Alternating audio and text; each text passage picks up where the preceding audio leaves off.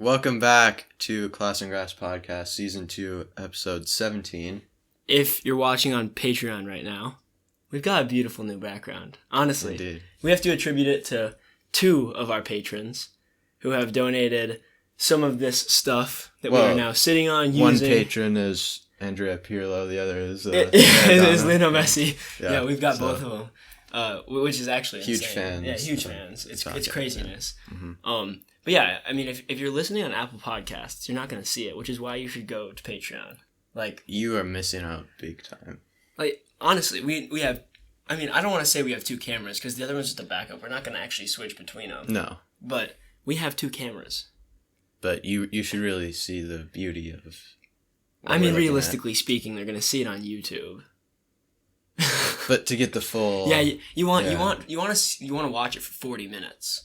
We haven't even mentioned Basuma as well. That's the thing. So we got a signed Messi jersey back here. We have a signed Andrea Pirlo jersey, and then in the middle we've got an Yves Basuma jersey that's not signed, which will change soon. Yes, you will see. We'll keep it a surprise for now. Yeah, we'll keep it a surprise, and then we have two balls at the front of our table, which you can see. One is right here, and then I don't need to lift up the other one, but they will be going behind us, right under the mysterious jersey that we will be putting up in a bit. They're going to be hanging there. So yeah, if you guys want to see anything else on the table or hung up, we don't really have a ton of space in the background right now. No. But if you want to see anything else in the future, let us know.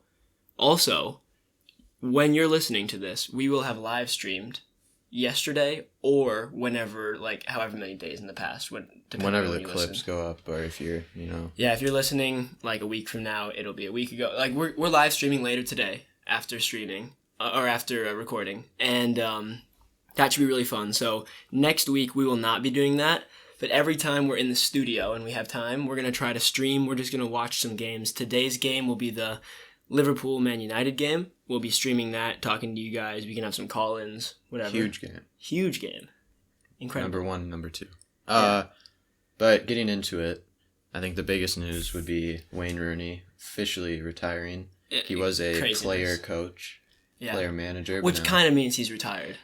I know. I wasn't when I heard the news, I was like, oh, that's like not really anything. He's already retired kind of, but people were like acting like it was. Well, I mean, it's the official date when he's retiring. A career to remember, 290 career goals. Incredible. Insane. I think he had about 53 with national team, and then the other ones were with Manchester United, Everton, Derby County, or DC United. And he bounced around. He went Everton to Man United, back to Everton to DC to Derby. And, well, he's retired from professional football to take on the full managerial duties at Derby. Mm-hmm. But they're sitting in 23rd in the championship. Yeah. Like, Frank did a lot better with them last year. Yeah, or 2 years ago or whatever it was, but... Yeah, actually, 2 years ago. But he had Dan James. That's true. But as a player, I never really thought of him as insane, but looking at those stats, 290 goals is incredible. I mean, he's not anywhere near the two GOATs, obviously. Their goal tallies are different. I mean, do you think best English player ever? Maybe, you might have to say Alan Shearer was better. Yeah, in terms of goals. In terms of goals, and also I might say Steven Gerrard, just because of like what he's done in big finals. I mean, he single-handedly turned the game around against this AC Milan side that's right behind me. They were 3-0 down at half. Yeah, in Istanbul, they were 3-0 down at half, and Steven Gerrard single-handedly turned that game around for a win after they tied it 3-3 when it depends. Yeah, which is craziness. I mean, I always knew he was good, but looking at, the reactions of the official retirement, people were saying, extremely underrated, one of the best Man U player ever, like things like that, like huge. And, I never thought of him as that, but... I don't think you can say he's the best Man U player ever, because when Ronaldo was there, he won 2 Ballon d'Ors. Or at least one. I know he won. I know it was one. Yeah. So personally, I think that Ronaldo was the best player ever played for Man U, but he didn't stay for long, and he was super young. So, I mean, if you're looking at career length, loyalty to the club, all of those things, definitely. Mm-hmm. But personally, like, I don't think he's the manager type. I don't know. Like, he seems really quiet. Yeah, and a lot of players that have moved, like, kind of straight after retirement right into a manager job at, like, the top level, I feel like don't do that well. Yeah, I mean, well, Frank did it a couple years later. Yeah. But I think it's actually cool to look at. Frank is the exact opposite of Wayne because Frank is so open to the media about how his players are performing and how he thinks they should be doing, like, all that. Mm-hmm. I feel like Rooney is the exact opposite. But also, I don't feel like Frank was very vocal when he was a Chelsea player. I think he was. You think he was? I mean, he was captain. Yeah, but like long. I felt like it was different. I felt like it was a lead by example type thing. I feel like both of them were good leaders. They were both captains for whatever team they're on, I believe. And I feel like, yeah, I mean, you would probably think Frank would be a better manager just because midfielders, I feel like, are usually better than attacking players. Yeah, I mean, they see both coaching. Areas of the game. Or center backs, I think, have been good. Goalies as well. I've seen that. But yeah, you know, he was one of the... When we started watching soccer in the first place, he was like one of the big stars, and now he's, you know, retired. Yeah, I mean, when I started watching however long ago, he was like the main guy. You know, like you had like Messi was like, if I think about it, he was entering his prime. He's what, 33 now. I probably started watching soccer like religiously when he was 25. Mm-hmm.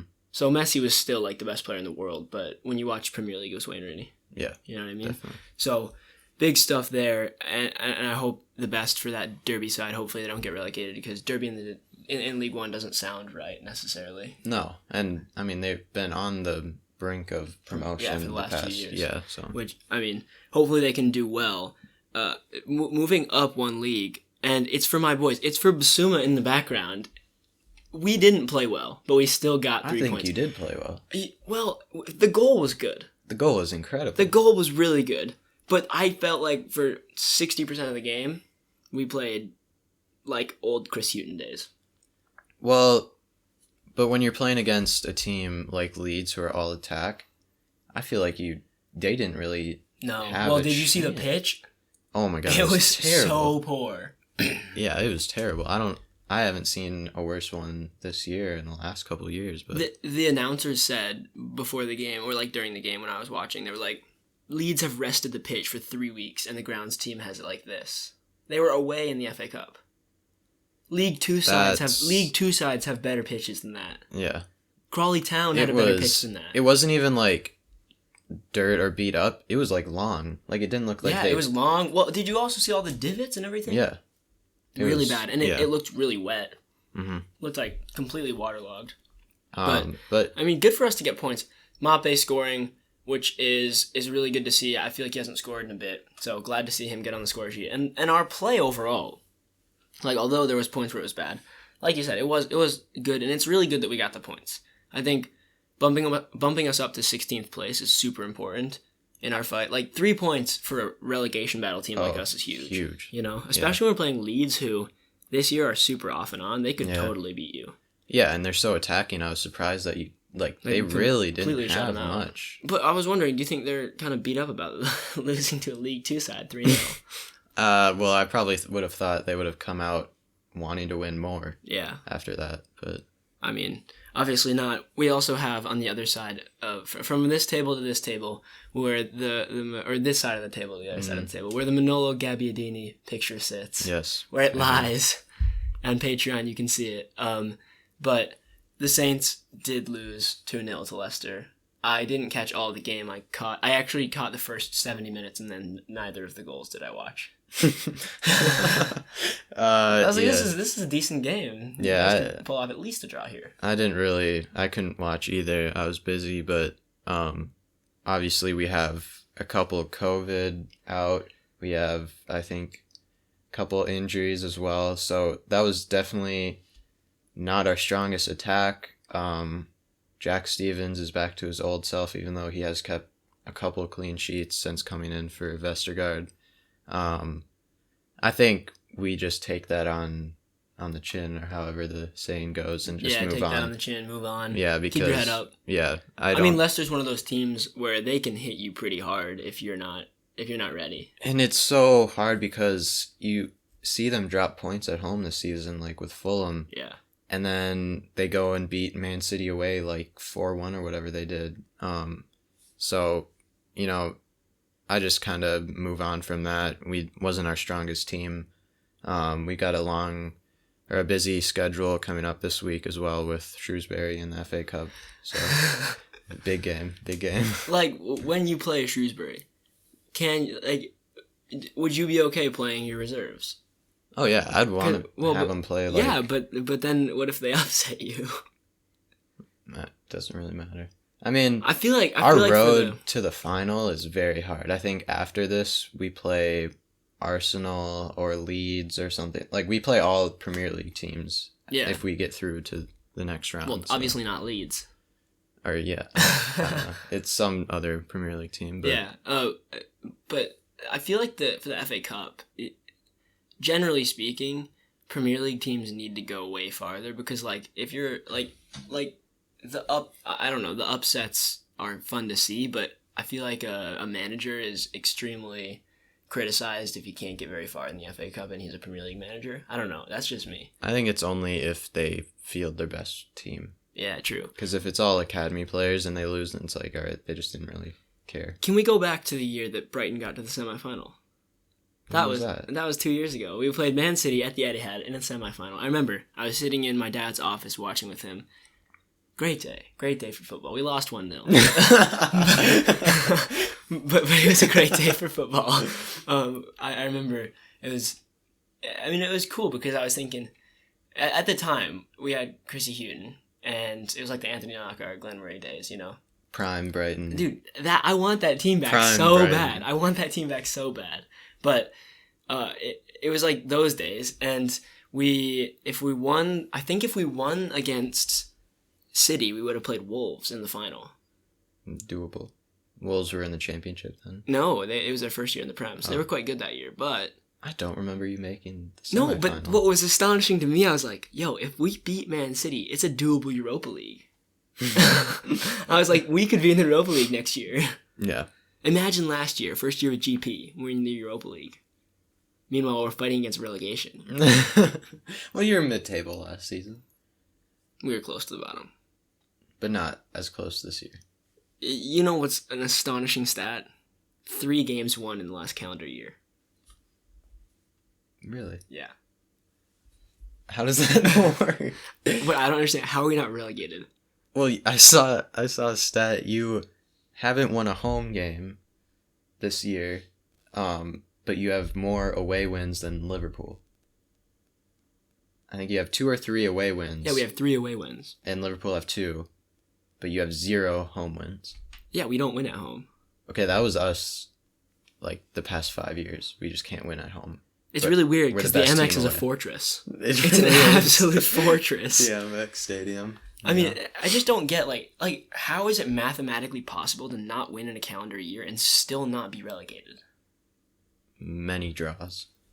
Yeah, we do. We're draw merchants. Yeah. We are draw merchants. I don't think I could remember, like, the last win you had after this Leeds this one, team. And then there was, like, one other this year, and then... Or no, it was 2. We've won 3 games this season, and then if you go back... Because of COVID and all that, you know, we didn't win all last year. Yeah. But, yeah, I mean, like, it's an astonishing stat. Yeah. I mean, we started the season last year well, which is probably why. That probably carried us through. Because I remember late last season, we were just so bad. Like, we couldn't win anything. We were so bad. That's why we sacked Chrissy Hughton. I remember I was, like, walking out of school, and I got the notification. I was like, oh, we might do something now. GP comes in. And then you bring in Graham Potter. Well, the thing is, first month or two, even, like, the first season of GP, everyone was like, oh, it's Potter ball. It's good. It's really good. Look at the way we're playing. Because it was a change. And your form is draw, loss. Yeah, it was a change. It was a change, and people like that. You know, it's like the saying, grass is always greener on the other side. You need to find yourself a Hasenhüttl. Bro, we need a manager who cries when we win games. Yeah. We do. Passion. Passion's your thing. Yeah. I should fly out to Brighton, walk up to the board, and be like, "Hey, yo, I'm the man for the job. I am the man for the job. Guys, I've got this. Put me in the manager's seat. I will win us games. I will sub player myself coach. on. Yeah, player I will coach. sub myself on. Bro, me and Basuma sitting back in that defensive... Bro, the scenes. Unstoppable, I think. Dude, best defensive mid trio or pair in the world. Yeah. You add Davy Proper to the mix, oh my god. We have Iniesta, Xavi, and... I mean, you don't have a bad team, you just... It's not bad. Not Dan Burn hasn't been playing well. No. I mean, when has he played well? He's an alright player, to be honest. He's 6'6". He's a tree. He's a tree. The dude's massive. But I think ever since the Wolves game, when he let in an own goal and gave up a penalty, and every single touch was really... it wasn't at all where he could be playing, the levels. So hopefully we see Dan Burn get back to his best, because... I mean, I loved him, last year and even beginning of this year. He was really good for us. But overall, I need to see him get back to his best, because I think that's the one position we need to seal up. I think center defensive mids, we have some really good people. I want Danny Welbeck to get back. Is he injured? That's why he's not playing. Yeah, we need Danny Welbeck back. Yeah. But moving on, Mourinho had a couple of comments about U.S. talent. Mourinho's not someone I would expect to be talking positively about the United States, but big ups to him. Yeah. So, he was getting interviewed, and he said lots of good players in Germany and England that are from the U.S. And he said, I think you have the players to have a very interesting national team because of how young they are. And then he talked about Alphonso Davies and how...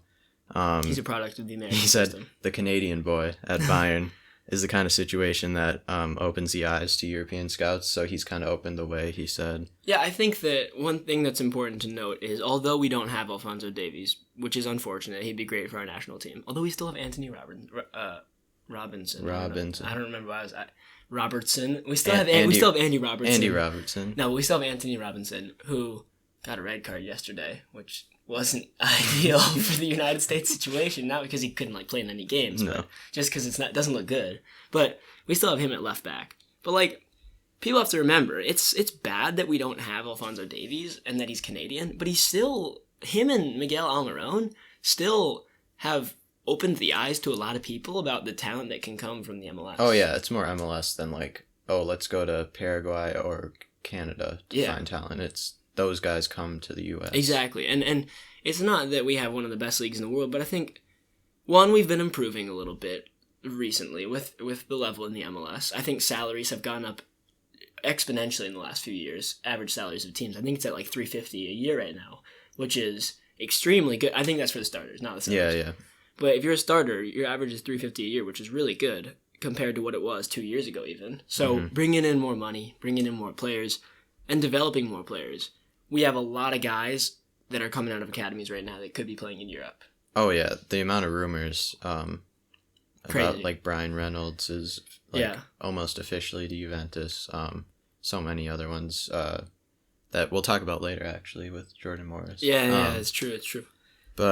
And then there was kind of a beef online after PSG won some League Cup for Ligue 1 against Marseille, but it was Neymar versus Alvaro Gonzalez, and I don't know of Alvaro Gonzalez that well. I know we talked about him before the pod a little bit, but Neymar just seems to be the kind of player to get in beefs. Yeah, so I mean, Marseille and PSG, they're two of the bigger teams with Lyon and Lille.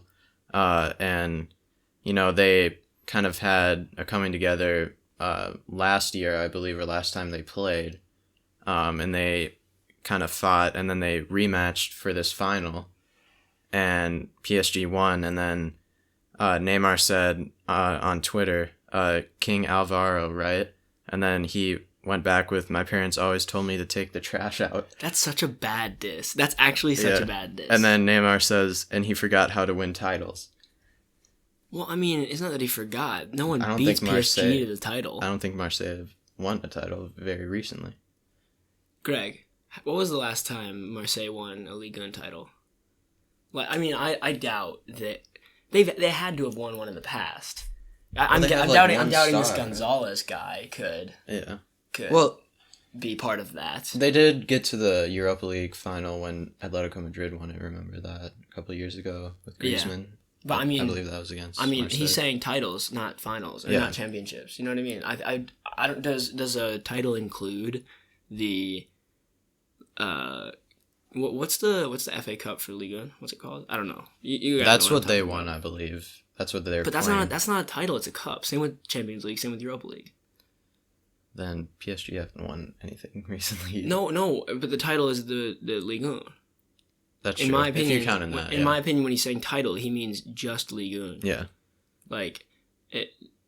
Can you not find it? It looks like it's last one was 2010. Oh. So not that long, but I mean. He wasn't playing for them. Yeah, he wasn't playing. He wasn't playing for them at that time. So, I mean, it's not that long ago. It's 10 years ago, but Neymar was a baby at that time. I mean, Neymar's like 27, 28, and so he would have to have been like at the Brazilian league. Yeah, he was playing for Santos. Yeah. So I mean, it's obvious. Like, I don't know why they're beefing.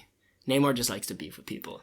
Well, when he gets fouled so much and dives, he literally like falls onto the ground like 50 times. There's gonna be some grudges held. I feel like, but he's I mean, Neymar is a great player, but he does have attitude. I mean, when you're that, you can't. The way he plays, even Hakim Ziyech has some attitude, and I think it's good. I think it helps him. Yeah, it always comes with those skiller players. Yeah, I was watching Ziyech highlight videos yesterday, like just for like a couple minutes, and I was like, this dude was sick at Ajax. Yeah, he's like pulling out the Elastico every single game. Well, I mean, he's playing against Eredivisie versus Premier League. But dude, I also watched. I was just having like nostalgic moments yesterday. I also watched the Ajax 2018-19 Champions League run, and they showed the group stage, like all the highlights, and then they went into the knockout stage. And against Real Madrid, Ziyech saved them both games. Mm-hmm. They were down, and then Ziyech scored, and then they were down, and then Ziyech scored in the second leg. Yep. Also, he saved them both games. Yeah. So, what I'm thinking, I was discussing this with my dad yesterday because we were talking about. Like, why Kai Havertz, Timo Werner, and Hakim Ziyech aren't performing like they did in the past, or at least aren't putting in numbers like they did in the past, you know? Mm-hmm. One, do you think it's like they all have such like big personalities and want to do so much that it kind of clashes with each other? Well, the last thing you want to like hear is they're just not good enough, and they're definitely not just not good enough. They're three of the most world-class players in the world. You don't really see players, especially from the Bundesliga, which is usually proven. Yeah, like very good and close to the Premier League at least. Yeah. For those bigger teams, it might even be better than the Prem at some moments. Yeah, but I mean, I think the biggest thing will be next year. I think we take this year as like learning curve experience to get ready for the league. You know, brought in a lot of players that haven't gelled, whatever. But like that's a total of like $200 million or euros, should I say? Like that's a lot of money to just like go down the drain. Yeah, for 1 year. Yeah. So I don't know. I mean, is it Frank? Maybe we don't know. I have no idea what it is. Kai Havertz was like my favorite player. Yeah. Back at like a year and a half ago. At Leverkusen. Yeah, I saw him in person. He was so good. And now he's just not even close to that. Timo Werner, I feel like Kai Havertz and Hakim Ziyech have more technique. I feel like Timo Werner, just his pace is so blistering that he can just get past people so well. And he's so smart in the box. Like he knows where to position himself. That's true, but the confidence just isn't there. Yeah, like he was in on goal yesterday, and he was like running at the goalie, and he just hit it. Did you watch this? I saw it. Yeah. He hits it like 5 feet wide, and he's on a break. And so when I was watching some old Leipzig highlights, what's interesting, and I'm wondering if it's why he's not performing so well, is that every single time he's on the left side of the field, right? He's coming in from the left side. He would always hit it far post, low on the ground into the corner. And every single time he's on a breakaway from the right side, he will take it around the goalie and hit it in with his right foot. He doesn't want to finish with his left. So he'll always try to take it around on the left side and finish far post or the other way around. Mm-hmm. Far post on the right side. Spot, yeah. Yeah, and then take it around the keeper on the other side. So, like, do you think keepers have figured that out? Because he even, like, in that game I'm watching, Keep closed down the angle pretty well, and he didn't go near post. Well, I don't even know if it's the goalies, because you still can't guess when it's a one-on-one, because if you do cheat over to one side, no matter if he's not composed right now. Yeah, yeah, exactly. So, I mean, not even if the goalie doesn't move, he still can't hit the target. So, I mean, we'll see. But yeah, I mean, anything is possible with those three guys. They just have to come out of their shell, start being confident, all that. Mm-hmm. But moving on, we do want to talk about the WSL for a little bit. A fan favorite section. So there was a transfer. I don't know how to pronounce it. Abby Dahlkemper? Abby Dahlkemper from the U.S. team signed with Man City's women's team, and that brings her alongside Lavelle Rose and Sam Mewis, who were already on the team. Those are two other American players. I feel like I'm going to be stupid by saying this, but the only one I actually know of is Lavelle Rose in that bunch. Sam Mewis is she's newer to the team. She's kind of like a Ertz player, I think. Yeah. I think she's like a defensive mid. Dahlkemper's a center back, so. Okay. But again, so some Americans at Manchester United, which we were watching a little bit ago. And then also some Americans at Man City. So Manchester is booming with the Americans right now. Are we expecting to see Hassani Dotson and Chase Gasper moving over to the... That'd be the dream. Zach Steffen and Hassani Dotson in the Man City team. Can we get it worked out? I think we can put in a call. He is the Hassani of the week. Guys, come on. Yeah, I think we have Pep's number. Be like, we named Bruno Fernandes the Hassani of the week. Mm-hmm. That we named Bruno Fernandes after Hassani Dotson. Yeah. Obviously, there's levels to the game. There's levels here. And then, kind of just a side thing that I thought was kind of cool. Dennis Rodman from the '90s Bulls team. His daughter signed with the Washington Spirit from the draft of the U.S. Women's League. So I literally read it wrong again. I looked at it and I thought it said Dennis Rodman. I don't know why I keep reading it wrong. No. But yeah, I thought it was kind of cool because obviously that Bulls team with Michael Jordan was insanely good, and now we see the next generation, and she's thriving in soccer. Athletes are athletes. Yeah. You know what I mean? I don't think you have to... I think you take an NFL... Like, you can't take a linesman and say he's going to play, like, soccer, but if you take an NFL... I don't know. Running back, wide receiver, safety, quarterback even, in these days when they're more athletic. Yeah. You can sub them in as a soccer player if they were playing for long enough since when they were younger. Same thing with basketball.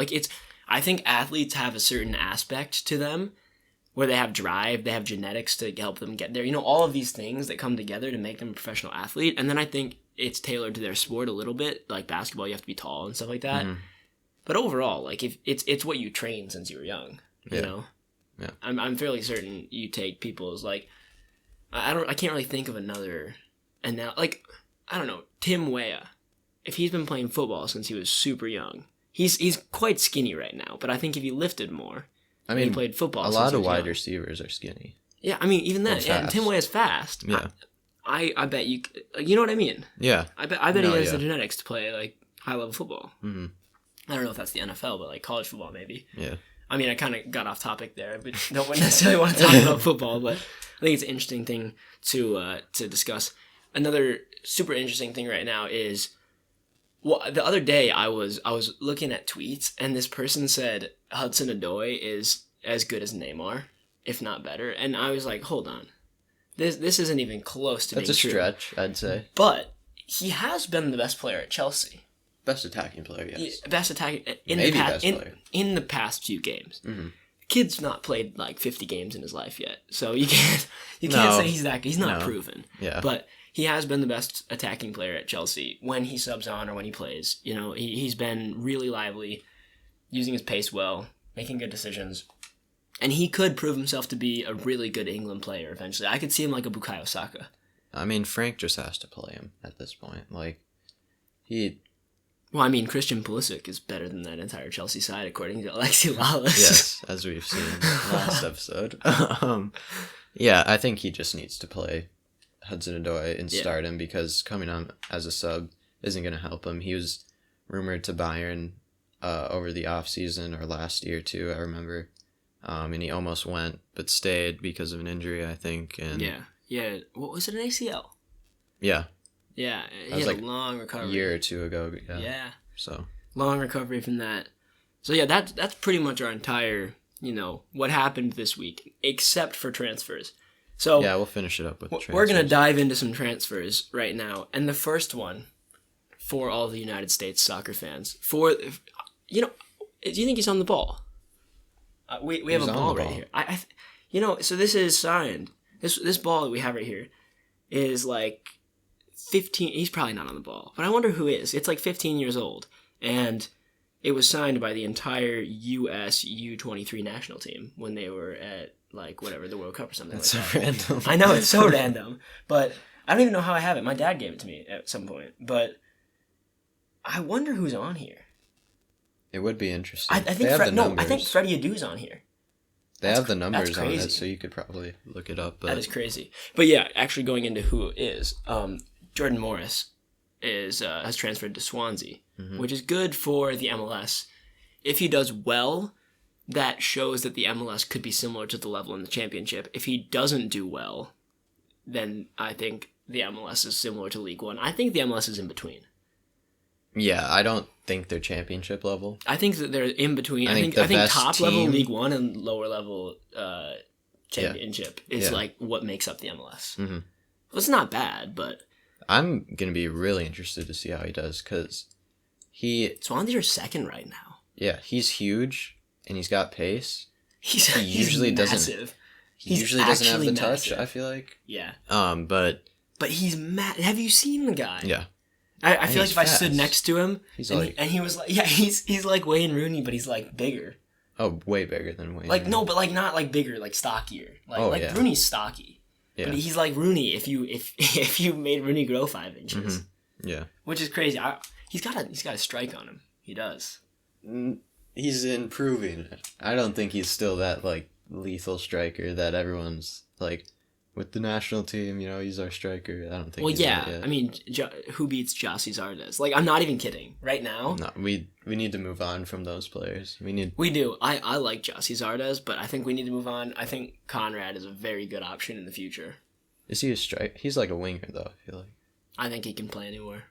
He can play anywhere that Greg wants him to. Yeah. And then Ozil, finally, leaves it Arsenal. Seems like he's going to leave Arsenal. Me. For Fenerbahce, or however you pronounce it. Fenerbahce, I don't know. Same thing. Turkish league. What's cool is Ozil grew up in Germany, but his boyhood club was Fenerbahce from the Turkish league. And it's funny because so it's cool that he gets to move back there, but you remember all the rumors about like, Ozil, come to Besiktas. Ozil, come to Besiktas. Besiktas is the rival of Fenerbahce. Yeah. Yeah, and Ozil put out like a quote. I don't know the exact quote or anything, but it was like talking about how you're either one fan or the other fan. You can't be both. So it's like all these people were wanting him to come to like a rival club. It is weird. Yeah. Well, weird. But, I mean, good for him to get out of it. I expect him to do quite well over there. He's a class player. He just needs to find his form. He just wasn't playing, so it's not like he lost his talent. I'm glad he left, because if Ozil, like, never left, it's just lost to the game. He's one of the most magical players in the world. Like, you can't say... He has one of the most magical passes, and his vision, it's unreal. Well, I showed you the bounce touch that he does. His little like chip where he hits it into the ground. He hits it into the ground and it pops up, and still have no idea how he does it. Because it's not bouncing when he does it. No, and he's scored so many goals like that where he's 1-on-1 and he just hits it into the ground and it's like a chip shot. You almost think he chipped it in. Yeah, it's weird. It's well weird. Moving on from that, Luka Jovic loaned out to Eintracht Frankfurt, which is where he started his career. Well, can't say that. It's where he was before Real Madrid, where he was unreal. Yeah. Not Real Madrid, Eintracht Frankfurt. He went to Real Madrid, big signing after that Frankfurt team was quite good that year. Well, yeah, I saw him and Aller that year combined for 65 goals. Unreal. That's actually that's a massive stat. Yeah. That's insane. That means that 65 between them. That's one of if they scored the same amount of goals, that's still 32 and 33. Yeah. But I'm guessing they didn't have 32. Like one. I think Jovic had like goals. 40. I think Jovic was just money. Absolute money from Jovic. But he's back there because Real Madrid. I mean, he hasn't. That wasn't the move for him. It wasn't. I don't think he was ready yet in his career. No. Good from Real Madrid to say, go back there, get your form, do what you can. Yeah, it really only helps Real Madrid because he's not playing for them. No, they're just paying. He gets loaned out. He either doesn't do well, he comes back, he's in the same situation, or he does well, comes back, has starts. confidence and starts. Yeah, because he's still young. He's competing with Karim Benzema, who is the most underrated striker in the world. He's unreal. Yeah. But, and then also, I don't know if we talked about it last pod, Aller to Ajax scored a goal immediately. Great to see. I think a couple, maybe. Yeah, which it's just so good to see because it just shows you that certain coaches don't click, certain teams don't click, but there is a lot of talent out there. I love Ajax. Dude, I love Ajax. They're so good. They're just one of those teams you can't hate, especially because of that run a couple of years ago, but, Yeah. And then, lastly, to finish up the pod, Moussa Dembele to Atletico. Pretty small transfer, but it happened this week. He played for... Not the Barcelona Moussa Dembele. Yeah, not the Usman, yeah. Yeah, but the Moussa. Not the Usman. And not the Moussa Dembele from Spurs that went to China. Yeah, not him either.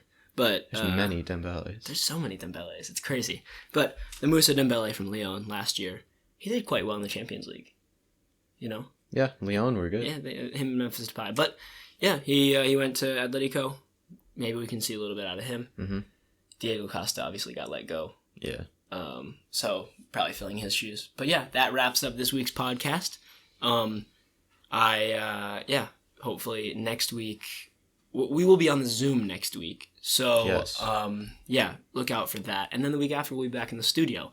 We're also going to record a little bit of a Jeopardy with Paul in a bit. Yes. So which should be pretty bonus fun. Kind of. And then live streaming later, which you guys, this will come out and then you'll kind of have missed it, but you can watch it back on YouTube. It's going to be in a playlist. So how you watch it, if you missed it, it's going to be, we're going to stream it, and then it's going to get saved to a playlist. So it's not going to be on our main page, but you go to Class on Grass Media on YouTube, and then there's options. It says like About Videos, Playlists. You go to Playlists, and then there's a live stream playlist. All of our videos are going to be in there, or all of our streams, okay? So they're not going to be officially up, but you can find them on YouTube still. Mm-hmm. All right.